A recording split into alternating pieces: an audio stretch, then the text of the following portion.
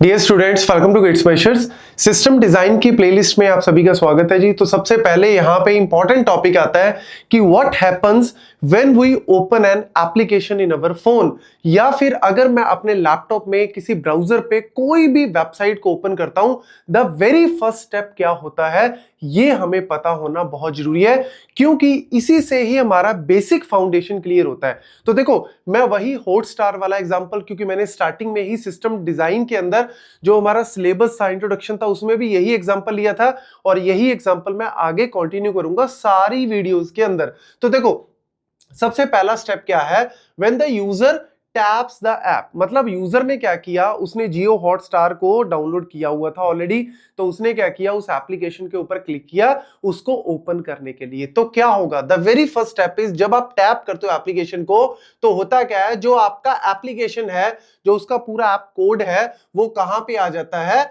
Operating system जो है वो उसको रैम के अंदर लेके आ जाता है। ठीक है जी, हमें रैंडम एक्सेस मेमोरी के बारे में ऑलरेडी पता है। तो रैम के अंदर आपकी एक तरह से एप्लीकेशन आ गई, क्योंकि अब वो रनिंग मोड के अंदर है। रनिंग चीज हमेशा रैम के अंदर होती है। तो रैम के अंदर आ गई जी वो रनिंग कोड। अब सबसे पहले चेक करेगा कि क्या इंटरनेट कनेक्टेड है या नहीं है। अगर इंटरनेट कनेक्टेड है तभी आगे प्रोसेस होगा, अदरवाइज वो वहीं पे स्टॉप कर देगा। अगर कैश वगैरह में कोई पुरानी फोटोज वगैरह पड़ी हुई, अगर आपने पहले से ओपन किया होगा इस ऐप को, तो वो दिखा देगा, अदरवाइज एरर आ जाएगा। तो लेट्स सपोज हमने इंटरनेट को कनेक्ट किया हुआ है, तो हमारे पास दूसरा स्टेप क्या होगा, app send the API request. अब जो ऐप है, मतलब यहां पे ये मेरा क्लाइंट हो गया ना, अब ये जो मेरी ऐप है मेरे सिस्टम में, वो क्या है, क्लाइंट है। वो क्लाइंट क्या करेगी, सर्वर को कनेक्ट करने के लिए रिक्वेस्ट भेजेगी, और उसने सबसे पहली रिक्वेस्ट क्या भेजी, getapi.hotstar.com होम फीड, मतलब जो इसका होम पेज है, मुझे इसको ओपन करना है, तो सर्वर को उसकी रिक्वेस्ट भेजेगी। तो यहाँ पे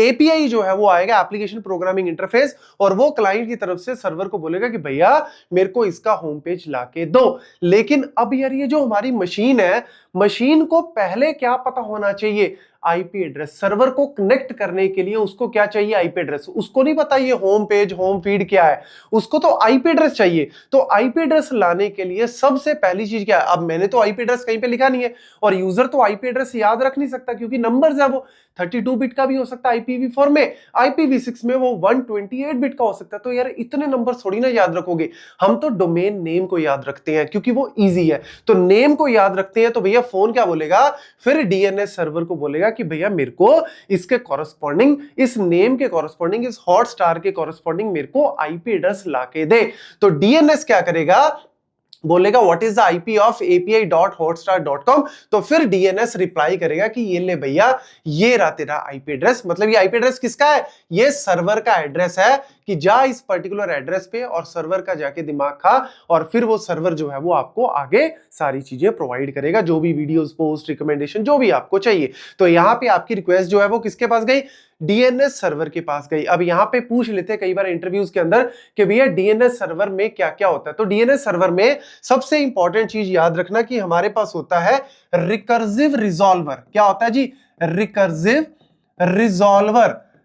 अब ये क्या करता है भाई साहब, ये इसका नाम है रिकर्सिव रिजॉल्वर, का मतलब है कि ये जब तक आईपी एड्रेस प्रोवाइड नहीं करेगा तब तक ये रिकर्सिवली काम करता रहेगा। अब कई बार क्या होता है, इनिशियल स्टेप पे जिन एप्लीकेशंस को हम ओपन करते हैं फ्रीक्वेंटली, तो आपका जो, जैसे फॉर एग्जांपल आपका आईएसपी जो इंटरनेट सर्विस प्रोवाइडर है, वही स्टोर कर लेता है आईपी एड्रेसेस को, तो आपको डायरेक्ट बिना टाइम वेस्ट किए दे देगा ये ले आईपी एड्रेस।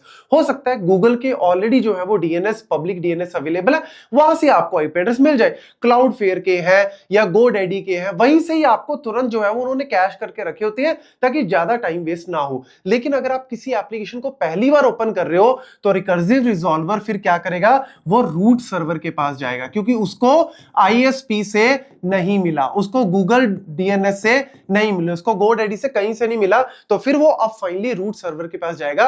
और रूट सर्वर दुनिया में है कितने, 13 रूट सर्वर्स है। तो जो भी नियरेस्ट है, जैसे इंडिया के नियरेस्ट जापान में है, तो भैया जापान के रूट सर्वर पे जाएगा कि मेरे मेरे को इसका जो है वो आईपी एड्रेस लाके दे। और रूट सर्वर क्या करता है, टॉप लेवल डोमेन के पास जाता है, जैसे .com है, .org है, .in है, कि भैया मेरे को ये कॉरेस्पॉन्डिंग आईपी एड्रेस चाहिए। और TLG जो टॉप लेवल डोमेन है, ये क्या करता है, ये एक्चुअल में अथॉरिटेटिव सर्वर्स होते हैं और उनमें सारी की सारी जो है वो IP addresses corresponding to the DNS IP address सारी सेव होती है और फिर आपको प्रोवाइड करता है कि ये ले भैया आईपी एड्रेस। और फिर ये आईपी एड्रेस किसको मिलता है, फाइनली जाके आईपी एड्रेस मिलता है और फिर हम सर्वर के साथ कनेक्टिविटी करते हैं। तो ये बड़ा छोटा सा पॉइंट है लेकिन बहुत इंपॉर्टेंट पॉइंट है, क्योंकि ये स्पेशली जब भी सिस्टम डिजाइन की बात करते हैं या फिर नेटवर्क कनेक्टिविटी की बात करते हैं तो आपसे कई बार पूछ लेते हैं, ये पॉइंट जो है वो याद रखना। और लास्ट में जस्ट आपको इंफॉर्मेशन दे दूं कि जब डीएनएस ने आपको प्रोवाइड कर दी आईपी एड्रेस, और ये जो आईपी एड्रेस है किसका है, सर्वर का, लेकिन याद रखना डायरेक्टली सर्वर के पास रिक्वेस्ट नहीं जाती,